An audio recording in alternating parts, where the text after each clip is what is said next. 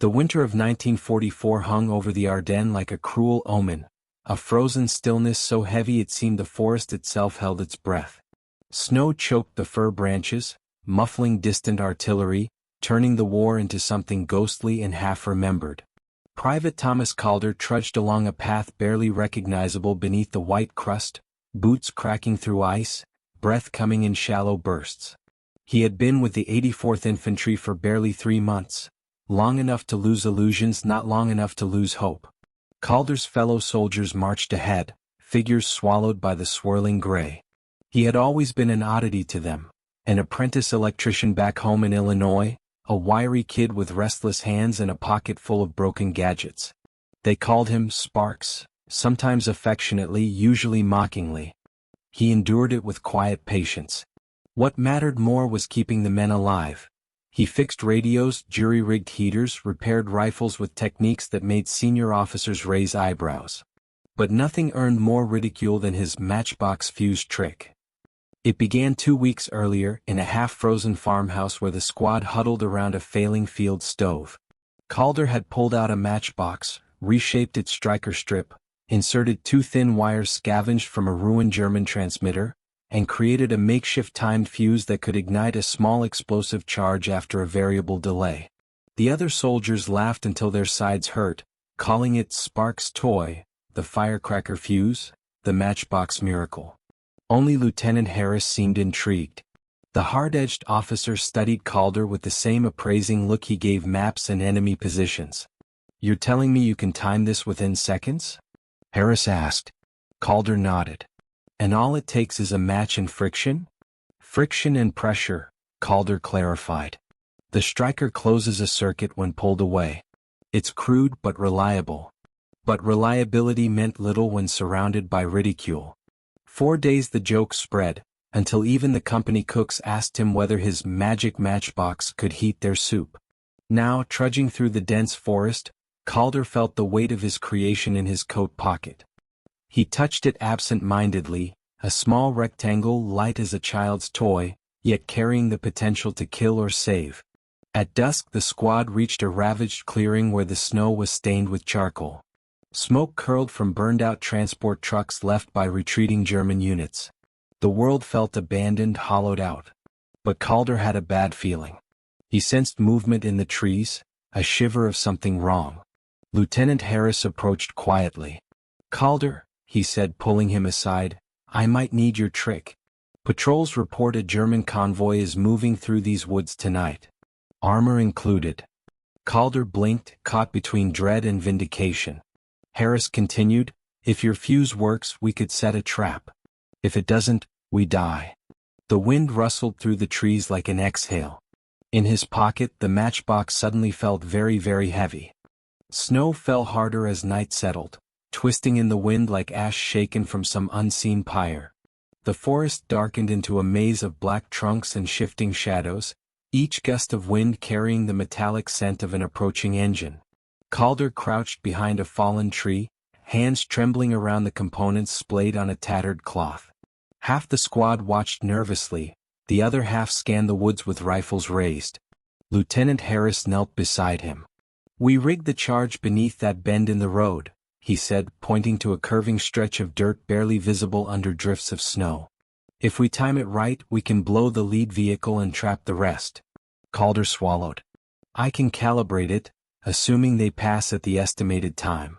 Private Mullen, the loudest mocker among them, snorted. "Or maybe your toy lights up before we're ready and blows us all too." "Enough," Harris snapped. Calder ignored Mullen and focused on his work. He removed the matchbox's striker and inserted a wire coil connected to a small charge pilfered from a German teller mine. The mechanism was simple. When the matchbox lid snapped open, tension released a pin, completing a circuit that heated the coil. After enough heat built up, the detonator ignited. A cheap, makeshift, potentially suicidal invention. But Calder trusted his hands more than he trusted luck. Distant engines hummed, a low, predatory growl drifting through the trees. The sound of treads. Aftracks. Trucks. Maybe even a Panzer. Harris whispered, "How long once you pull the pin?" 40 seconds, Calder said. Give or take 2. Mullen scoffed. 2 seconds in a firefight is. Quiet, Harris hissed. Calder closed the matchbox, securing the final wire. The little object seemed absurdly fragile, its cardboard side soft from humidity, yet holding the power to halt an entire column. The convoy noise grew louder. Headlights flickered through the trees, pale beams slashing the dark, scanning the road like searching eyes. Calder's breath hitched. He felt sweat under his helmet despite the cold. Harris gestured. Now. Calder pulled the striker free. The matchbox clicked. A faint vibration pulsed through it, alive now, counting seconds like a tiny heart. He scampered across the road, planted the charge beneath a wedge of snow at the road's edge, and dove back behind cover, chest heaving. Engines roared. The first vehicle, a massive SD-KZ half-track, rounded the curve, snow spraying beneath its wheels. Its headlights bore down like twin suns. Calder clenched his fists. 10 seconds. The half-track rumbled closer, the driver scanning the trees suspiciously. 20 seconds. Mullen mouthed a silent prayer. 30 seconds. The metal beast was nearly on top of the charge. 40. A blast split the night open. Snow erupted skyward. The lead half-track pitched sideways, flames pouring from its belly.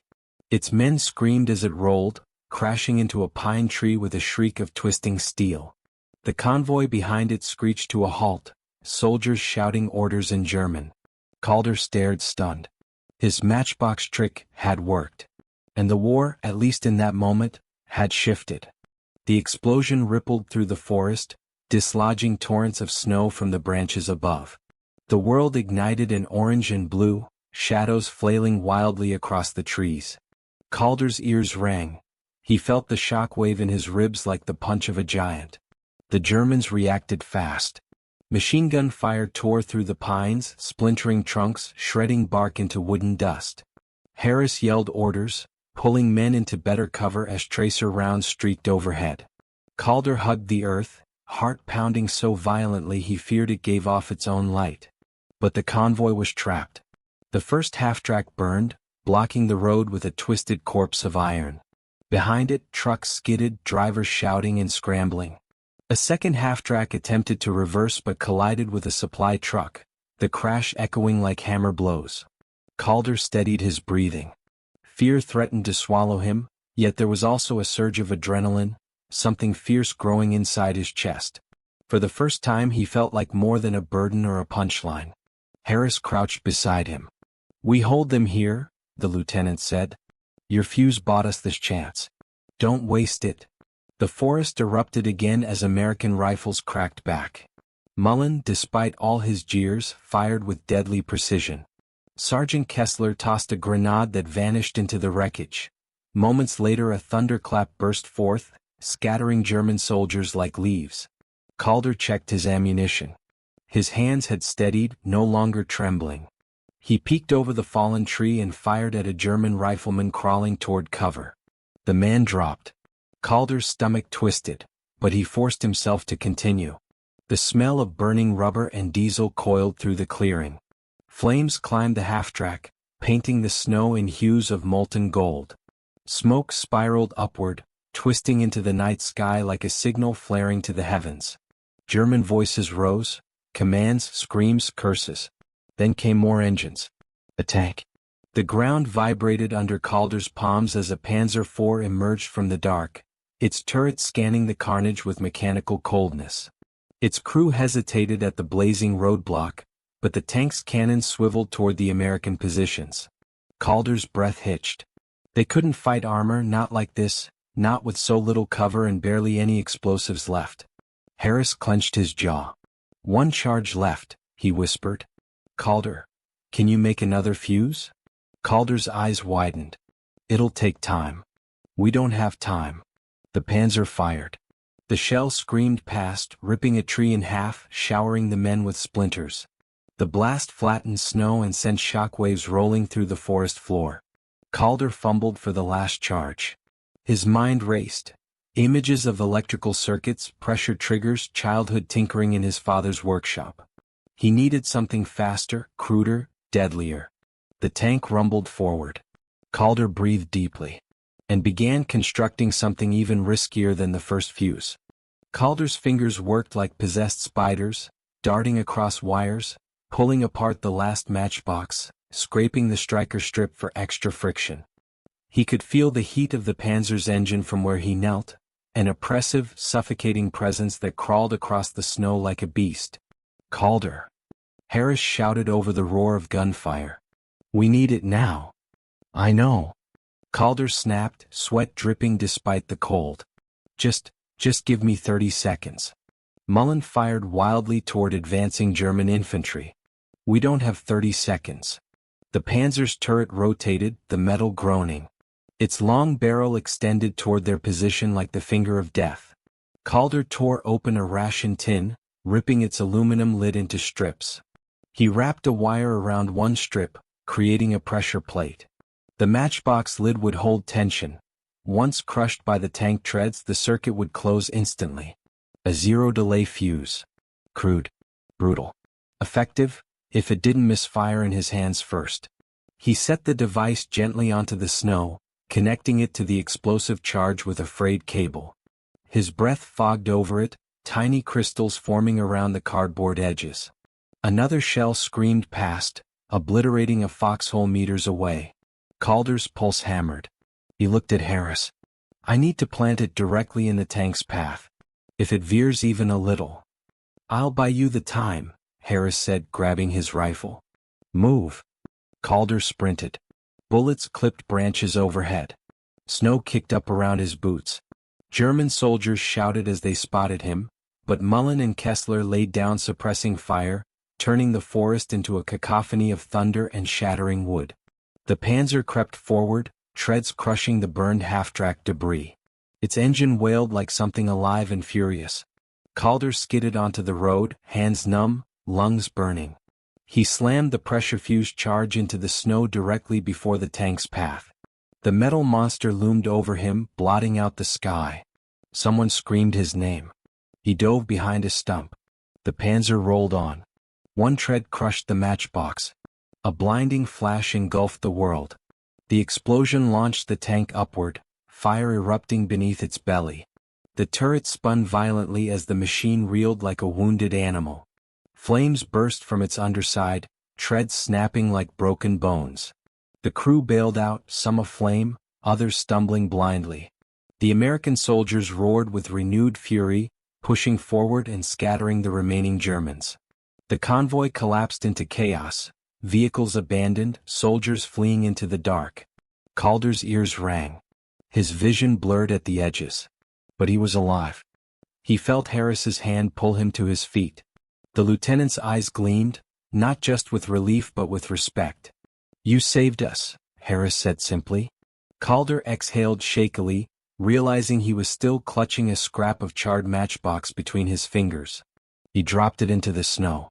Dawn crept slowly across the ruined forest, pale and cold, as if hesitant to witness what remained. Smoke still curled from the wrecked Panzer, rising in thin, wavering ribbons that dissolved into the brightening sky. Snowmelt hissed on heated metal. The once menacing convoy now lay silent, a boneyard of iron and fire. Calder sat on a fallen log, helmet off, steam rising from his clothes. Exhaustion pulled at every muscle in his body. His fingers were raw from cold and work, and his nerves still trembled from the aftermath of adrenaline. But the forest was quiet now. Lieutenant Harris approached with slow steps, each crunch of snow deliberate. "Scouts say the rest of the German patrol retreated east," he reported. "You didn't just stop a convoy, you broke their advance." Calder rubbed his eyes. "I didn't do it alone." "No," Harris agreed. "But without your trick, we'd be dead." The words struck deeper than Calder expected. He had spent months being teased, dismissed, overshadowed by louder voices and stronger men. But here, in the wreckage of a battle that shouldn't have been survivable, he felt a strange clarity. He mattered. Not because of rank or stature but because of what he could create with his hands, with his mind. Mullen walked up, his boots crunching awkwardly. He cleared his throat, avoiding eye contact. "Calder. Sorry for giving you hell." Your matchbox saved my hide. He kicked the snow. Didn't think something so small could do so much. Calder offered a tired smile. Most things start small. The squad gathered their gear, preparing to move before enemy reinforcements discovered the destroyed convoy. Calder stood slowly, his joints protesting. As he took one last look at the scorched road, he noticed a small blackened object near the tank wreck, one of the matchbox lids, blown clear but intact enough to be recognizable. He reached down, brushing ash away. The striker strip was warped, melted into strange patterns. A souvenir of fear, ingenuity, and defiance. He slipped it into his pocket. As the unit began marching out of the forest, first light filtered through the trees, illuminating their path with a fragile glow. Smoke drifted behind them like memories refusing to settle. Calder walked in quiet rhythm with the others, the weight of the matchbox lid reminding him of the night he stopped a convoy with nothing but wire, cardboard, and desperation. War was vast, monstrous, indifferent. But sometimes victory came down to the smallest spark. And someone stubborn enough to trust it.